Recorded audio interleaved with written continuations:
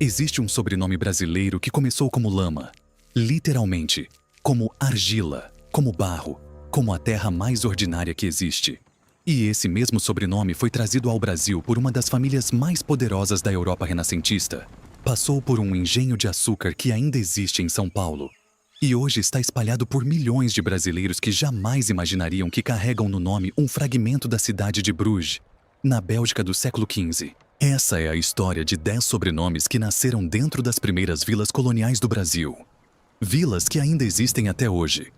E que carregam dentro de si segredos, crimes, heresias, nobrezas perdidas e batalhas esquecidas. Você não vai ouvir aqui nomes genéricos. Você vai ouvir histórias reais, ancoradas em lugares reais, em documentos reais que ainda existem em arquivos históricos. E cada sobrenome vai revelar um Brasil que você provavelmente nunca imaginou que existiu. Se você está assistindo pelo celular ou pelo computador, aproveite e já se inscreva no canal e, se puder, compartilhe esse vídeo. A maioria das pessoas que acompanha o canal assiste pela televisão e não consegue interagir diretamente. Então, compartilhar é o que mais ajuda o canal a crescer e a continuar levando essas histórias a mais pessoas. Agora, vamos começar. O primeiro sobrenome pode parecer simples, mas esconde uma das origens mais surpreendentes de toda a história colonial brasileira. Não é português, não é espanhol, não é nem sequer ibérico. Leme, um nome que qualquer brasileiro reconhece, descende diretamente de uma família de mercadores flamengos que viviam na cidade de Bruges, no século XIV, em uma região que hoje é a Bélgica. O nome original era Lems, uma palavra que na língua flamenga significa argila, ou barro fino. Era o jeito que a família identificava sua origem, talvez sua terra, talvez seu ofício de origem. Em algum momento do século XV, Martin Lens, um rico comerciante da cidade de Bruges, transferiu-se para Lisboa. Os Lems detinham o monopólio do comércio de cortiça com Portugal, negócio lucrativo o suficiente para construir influência real. Ao se instalar em Portugal, o sobrenome foi aportuguesado para Leme, com um significado inteiramente diferente do original, pois em português, Leme é a peça que dirige um navio. 2 significados, 2 mundos, um único sobrenome. O que poucos sabem é que foi o rei Dom Afonso V de Portugal quem conferiu nobreza oficial à família, registrada na Chancelaria Real, no livro 13, folha 134, documento que ainda existe no arquivo da Torre do Tombo, em Lisboa. Os filhos de Martim receberam brasão de armas, e de Bruges, passando pela Ilha da Madeira, um deles chamado Antão Leme chegou à vila de São Vicente por volta de 1542, 1543. Era o Brasil colonial mais antigo que existe. Em 1544, Antão Leme aparece registrado nos livros da Câmara de São Vicente como juiz ordinário, um dos cargos mais importantes da vida colonial. Seu filho Pedro Leme viria logo depois, com a mulher Luzia Fernandes e a filha Leonor, e juntos se tornaram sócios do Engenho de São Jorge dos Erasmos, cujas ruínas existem até hoje em São Vicente, no estado de São Paulo, sendo o único engenho de açúcar colonial ainda visível no Brasil inteiro. Mas a história dos Leme tem um detalhe perturbador.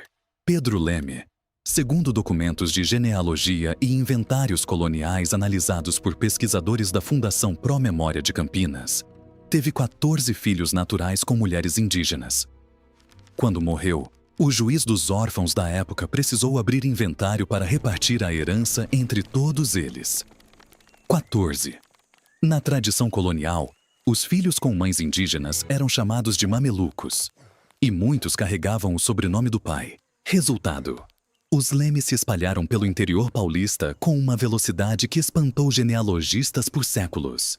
Do engenho de São Jorge dos Erasmos em São Vicente, os Leme chegaram até Atibaia, até Campinas, até o Vale do Paraíba, até Minas Gerais.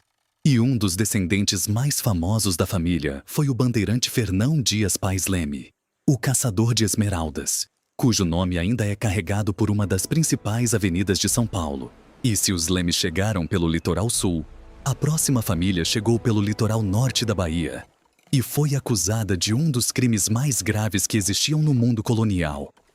Imagine fundar uma capitania, construir 7 igrejas, estabelecer 8 vilas no meio do nada, trazer 700 pessoas de Portugal para uma terra desconhecida e ainda assim ser preso pela Inquisição. Exatamente isso aconteceu ao homem que deu origem ao sobrenome Tourinho no Brasil. Pero do Campo Tourinho era natural de Viana do Castelo, no norte de Portugal. Comerciante, navegador, dono de suas próprias caravelas. Em 1534, o rei Dom João III concedeu a ele uma faixa de 50 léguas de costa entre os rios Mucuri e Jequitinhonha, no atual sul da Bahia. Era a capitania de Porto Seguro, a mesma terra onde Cabral pisou pela primeira vez em 1500. E em 1535, Tourinho veio pessoalmente tomar posse.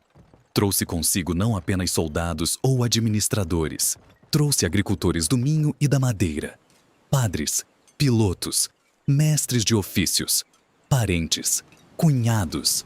Trabalhou durante 11 anos para construir uma capitania em uma terra que não perdoava erros. Combateu os índios Aimoré. Construiu a Vila de Nossa Senhora da Pena, que é a atual Porto Seguro. Cidade que ainda existe e que guarda o marco de pedra mais antigo do Brasil. Instalado entre 1503 e 1506 na Cidade Alta. Fez funcionar um engenho de açúcar. Alertou o rei sobre os franceses que roubavam pau-brasil na costa. E então, em 1546, Pero do Campo Tourinho foi preso, acusado de heresia contra a Igreja Católica. As acusações contra ele eram gravíssimas. Dizia-se que ele xingava os padres em público, que duvidava de milagres, que questionava a doutrina. Os documentos da Inquisição, que foram analisados por historiadores e ainda estão preservados em arquivos portugueses, mostram que Tourinho foi levado a Portugal para ser julgado. Apesar de ter sido absolvido, ele nunca mais obteve permissão para retornar ao Brasil. Morreu em Portugal, em 1553. Sua filha Leonor de Campos Tourinho acabou vendendo a capitania ao primeiro duque de Aveiro, D. João de Lencastre. Mas o sobrenome ficou, porque Pero do Campo Tourinho tinha um irmão, Estevão Gil Tourinho, que recebeu uma sesmaria na própria capitania e fundou o engenho Tossomirim, em Porto Seguro. É dele que descende a grande maioria dos tourinhos brasileiros de hoje, conforme demonstram as pesquisas históricas e genealógicas da própria família Tourinho, que se reúne periodicamente em encontros nacionais exatamente em Porto Seguro. A palavra Tourinho vem de Tourim, uma pequena localidade na freguesia de Amonde, em Viana do Castelo, Portugal. Na língua portuguesa medieval, era simplesmente o nome de quem era originário daquele lugar. E esse lugar, hoje, é uma aldeia quase invisível no norte de Portugal. Enquanto no Brasil, o nome se espalhou pela Bahia, por Sergipe, pelo Paraná, por São Paulo. O donatário que foi expulso deixou atrás de si um sobrenome que se multiplicou por 5 séculos. A próxima história vem da mesma capitania de Pernambuco e começa em Florença, na Itália do Renascimento. Se alguém lhe dissesse que um dos sobrenomes mais pernambucanos de toda a história brasileira é de origem italiana, você acreditaria? O sobrenome Cavalcante, ou Cavalcante na forma aportuguesada, descende de uma família de nobres florentinos que tinha relações com os Médici, com os banqueiros do rei Henrique VIII da Inglaterra, e que foi amigo pessoal do poeta Dante Alighieri. Guido Cavalcanti, o poeta toscano do século XIII, pertencia exatamente a essa família. E séculos depois, um de seus descendentes chamado Filippo Cavalcanti cruzaria o Atlântico para se instalar na capitania mais rica do Brasil colonial. A história que os genealogistas reconstituíram é dramática. A família Cavalcanti estava profundamente envolvida na política instável de Florença. Havia uma tentativa de assassinato do grão-duque Cosimo I, com a participação de um Bartolomeu Cavalcanti da família. Isso criou uma situação perigosa. Filippo Cavalcanti, filho de Giovanni Cavalcanti, um dos maiores mercadores e banqueiros florentinos do século XVI, decidiu partir. Primeiro para Portugal, depois para o Brasil. Por volta de 1560, ele chegou à capitania de Pernambuco, que era naquele momento a mais próspera de toda a colônia. Era o Brasil do açúcar, com Olinda como capital, chamada pelos contemporâneos de Pequena Lisboa. Em Olinda, Filipe Cavalcante casou-se com Catarina de Albuquerque, filha de Jerônimo de Albuquerque, o mesmo homem que era irmão da esposa do donatário Duarte Coelho, o fundador da capitania. Catarina era também filha de uma mulher indígena de origem tupi, batizada como Maria do Espírito Santo Arcoverde. O casal teve 11 filhos. 11. E esses 11 filhos geraram uma das maiores e mais influentes descendências da história brasileira. Os Cavalcante de Albuquerque dominaram a política pernambucana por séculos. Tornaram-se senhores de engenho, governadores, senadores, diplomatas. Em algum momento do século XIX, a presença da família era tão marcante que surgiu um ditado popular em Pernambuco que dizia: ou se é Cavalcante, ou se é cavalgado. Significava que ou você fazia parte da família e tinha poder, ou era dominado por ela. E por falar em Pernambuco, o sobrenome Correia é um dos mais antigos e misteriosos que existem no Brasil colonial. Sua origem é ibérica, mas não necessariamente portuguesa. Vem da Galícia espanhola, de uma palavra que, segundo a etimologia medieval, designava os artesãos que fabricavam e vendiam correias de couro. Era um sobrenome de ofício, daqueles que existiam antes de os sobrenomes se tornarem hereditários. O mais antigo registro documental do nome, em latim, aparece no século XIII como apelido de um clérigo chamado Dominicus Menendi, escrito como Corrigia. E nos brasões históricos dos Correia, as 6 correias de couro ainda aparecem como símbolo de origem da família. Em Pernambuco, os Correia chegaram junto com as primeiras levas coloniais e se tornaram, ao longo dos séculos, uma das famílias mais presentes no sertão nordestino. Há uma fazenda na região de Terra Nova, em Pernambuco, próxima ao povoado de Moraes, chamada de João Correia, cujo nome foi dado em homenagem a um sertanista da família, Correia de Sá e Araújo, que participou da conquista territorial e da catequese de indígenas naquela região. A família estava presente também em São Paulo desde o final do século XVI. Geraldo Correia, natural de Braga, residia em São Paulo em 1595. Sebastião Fernandes Correia foi o primeiro provedor proprietário e contador da Fazenda Real da Capitania de São Vicente e de São Paulo. E no Rio de Janeiro, o capitão João Antônio Correia, registrado em documentos coloniais a partir de 1622, deixou mais de 125 famílias com esse sobrenome nos séculos XVI e XVII, conforme levantamentos genealógicos históricos. Agora, vamos a uma história que poucos imaginam ao ouvir o nome, mas que começa com um dos episódios mais violentos da história das capitanias. Um donatário sendo literalmente devorado por índios. O sobrenome Coutinho carrega no Brasil uma história de território medieval, de poder real e de um desfecho que é quase impossível de acreditar. Na Idade Média portuguesa, existia uma figura jurídica chamada couto, derivada do latim cautum, que significava uma terra protegida, honrada, isenta de determinadas taxas e da intervenção judicial ordinária. Os coutos eram territórios concedidos pelo rei a mosteiros, ordens religiosas ou famílias nobres. Era um privilégio enorme. E a família Coutinho, como seu próprio nome indica, era originária de quem controlava um couto, no caso o couto de Leomil, no distrito de Viseu, em Portugal. No Brasil colonial, o primeiro Coutinho a chegar com poder institucional foi Francisco Pereira Coutinho, que recebeu do rei Dom João III a capitania da Bahia em 1534. E foi exatamente aí que a história tomou um rumo que nenhum documento diplomático da época conseguiu prever. Francisco Pereira Coutinho enfrentou conflitos constantes com os índios Tupinambá da Bahia. Perdeu o controle da situação. Foi obrigado a fugir para a capitania de Porto Seguro. E quando tentou retornar à Bahia, em 1546, seu navio naufragou na ilha de Itaparica. Os Tupinambá o capturaram e então o devorou em um banquete ritual. donatário de uma capitania inteira. Morreu de uma maneira que nenhum testamento do reino poderia ter previsto. Sua morte acelerou a decisão do rei de criar o governo geral do Brasil, sediado em Salvador, com Tomé de Souza como primeiro governador geral em 1549. Ou seja, a morte de um Coutinho mudou a estrutura administrativa de todo o Brasil colonial.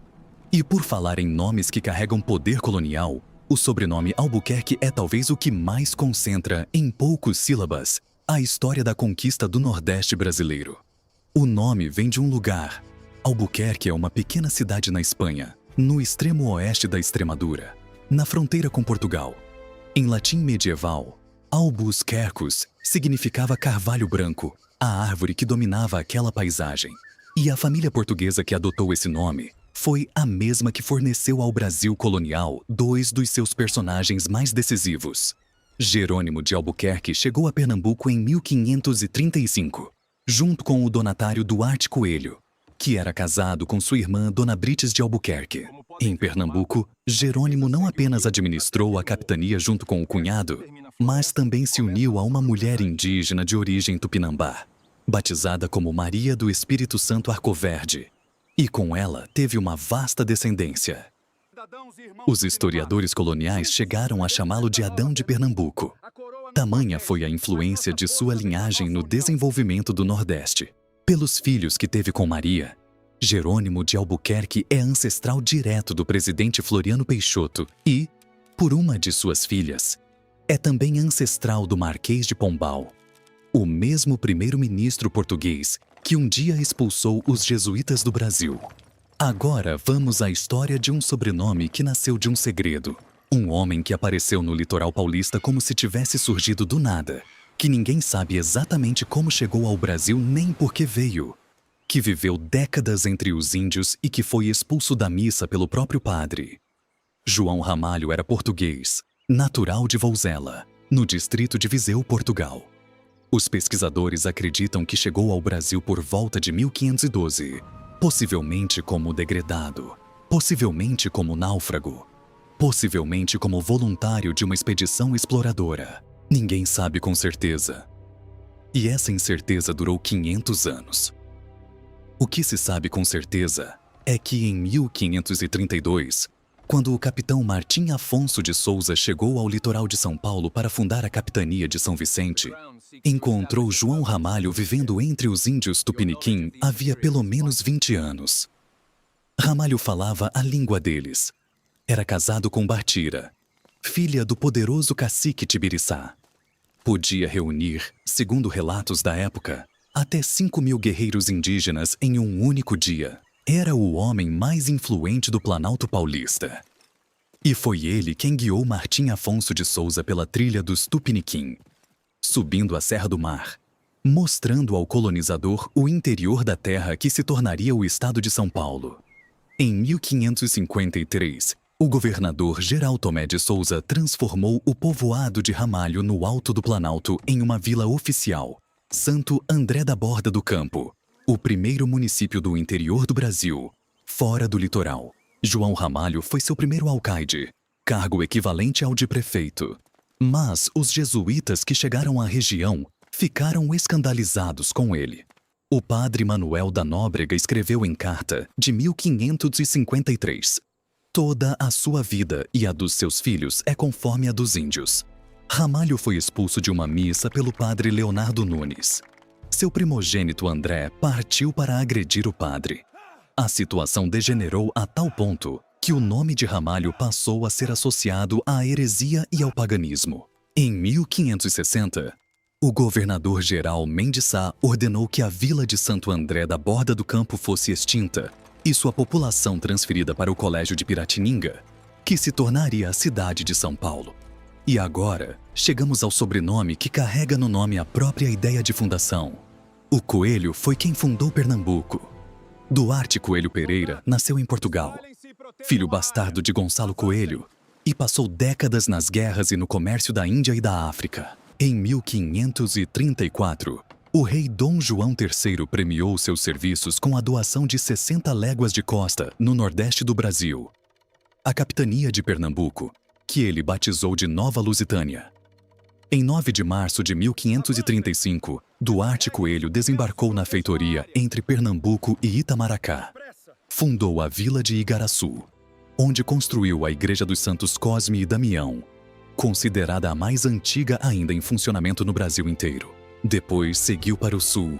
Encontrou uma colina de onde se avistava o mar e o porto natural formado pelos arrecifes. E ali fundou, em 12 de março de 1537, a Vila de Olinda. Duarte Coelho governou Pernambuco durante 18 anos. Construiu engenhos, fez alianças com os índios, combateu piratas franceses, escreveu cartas furiosas ao rei reclamando de tudo que não funcionava na colônia.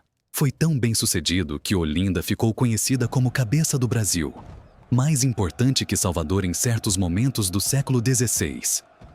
Quando voltou para Portugal, em 1553, para reclamar ao rei dos privilégios que estavam sendo reduzidos, morreu antes de conseguir qualquer resposta.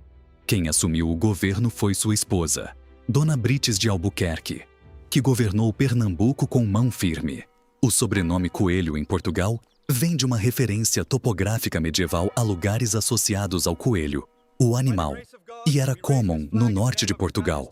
Em Pernambuco, tornou-se sinônimo de fundação e de poder donatário. E se o Coelho construiu a primeira igreja, o Bueno descobriu o ouro. A história do sobrenome Bueno da Silva, que virou o apelido mais assustador do Brasil colonial, começa em Parnaíba, no Vale do Rio Tietê, em São Paulo, e termina pobre e destituído no coração de Goiás. Bartolomeu Bueno da Silva, o segundo Anhanguera, herdou do pai não apenas o nome, mas também o apelido que os índios deram ao pai, Anhanguera, que em tupi significa Diabo Velho. E a história de como esse apelido surgiu é uma das mais perturbadoras do Brasil colonial. Segundo os relatos históricos, o pai, Bartolomeu Bueno da Silva I, durante uma expedição pelo sertão goiano em 1682, despejou aguardente em uma vasilha e ateou fogo, ameaçando incendiar os rios se os índios não lhe mostrassem as minas de ouro. O efeito foi aterrorizante. Os índios o chamaram de Anhanguera, o demônio velho. O filho herdou o nome, o apelido e a obsessão pelas minas de Goiás. Em 1722, o segundo Anhanguera partiu de São Paulo em uma expedição com 40 anos de atraso. Seu pai havia estado em Goiás décadas antes sem encontrar as minas. Ele foi equipado com 39 cavalos, 152 armas, 2 religiosos beneditinos, 1 franciscano, 20 índios e suprimentos. Levou quase 3 anos explorando os sertões goianos. E em 1726, encontrou ouro no Rio Vermelho. Voltou a São Paulo como capitão-mor das Minas, com sesmarias concedidas pelo rei Dom João V e o direito de cobrar taxas sobre as passagens dos rios que conduziam às minas. Fundou o Arraial de Santana, que se tornou Vila Boa de Goiás em 1739. Hoje, a cidade histórica de Goiás, Patrimônio da Humanidade pela Unesco. E agora chegamos ao 10º sobrenome. O nome Correia de Sá parece completamente português, e de fato o é. Mas a história que esconde dentro de si revela uma das conexões mais improváveis do Brasil colonial. O Sá é derivado de uma localidade no norte de Portugal, o Couto de Sá, no Minho. E os membros dessa família chegaram ao Brasil com Mem de Sá, o terceiro governador-geral do Brasil, o mesmo que em 1560 ordenou a extinção da vila de Santo André da Borda do Campo e a fundação de São Paulo. Mem de Sá governou o Brasil de 1557 a 1572 e combateu os franceses que tentavam se estabelecer no Rio de Janeiro, garantindo que a cidade fundada por Estácio de Sá em 1575 continuasse portuguesa. A vila de São Sebastião do Rio de Janeiro, fundada em 1565, foi o palco onde os Correia de Sá construíram seu poder ao longo do século XVII. O mais notório foi Salvador Correia de Sá e Benevides, nascido em 1594, que foi governador do Rio de Janeiro 3 vezes e que realizou um dos feitos mais surpreendentes da história colonial. Em 1648, com uma frota partindo do Rio de Janeiro, reconquistou Angola das mãos dos holandeses. Um governador do Brasil colonial cruzou o Atlântico e reconquistou a África. O feito garantiu que o comércio de escravizados entre Angola e o Brasil continuasse. Fato que tem consequências históricas imensuráveis para a deformação do Brasil que conhecemos hoje. Salvador Correia de Sá morreu em Lisboa em 1688, com quase 94 anos, depois de uma vida que atravessou 2 oceanos, 3 governos e uma reconquista africana. 10 sobrenomes, 10 histórias, 10 vilas coloniais que ainda existem no mapa do Brasil. São Vicente em São Paulo, Porto Seguro na Bahia, Olinda e Igaraçu em Pernambuco, a cidade de Goiás em Goiás e o Rio de Janeiro. Cada uma dessas cidades guarda dentro de si as marcas físicas dessas famílias.